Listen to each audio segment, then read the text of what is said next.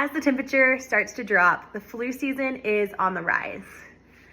And I don't know about you, but when I'm sick, one of my favorite things is a nice hot soup. The FDA has said that eating a lot of vegetables can help alleviate symptoms because they're very dense in nutrients and vitamins.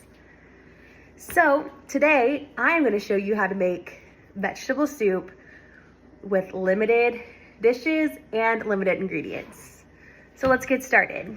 Your first step is to get on Kroger Click List and order your ingredients. You're gonna need lean ground beef, tomato soup, diced tomatoes, Italian seasoning, beef broth, frozen mixed vegetables, and olive oil. You're also gonna need a huge soup pan and a spoon. Once you have your ingredients either delivered to your house, bought at the store, or in your pickup order, it's time to start cooking. Add about a tablespoon of olive oil into your pan, and when you hear it seasoning on high heat, it's time to add your lean ground beef. It's super important to note that the leaner the beef, the less grease it's gonna have. I personally use 96.4 ground beef, which means it's 96% lean and 4% fat. As you're stirring and heating up your ground beef, you're gonna notice that it's starting to crumble. Once it's completely crumbled and brown, it's time to drain your meat.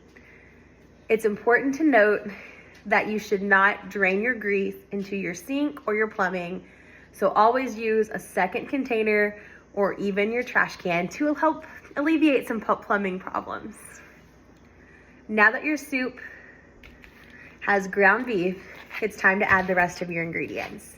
I always start with my soup first, so add your tomato soup and your beef broth. Then add your frozen vegetables, your diced tomatoes, and season it with Italian seasoning.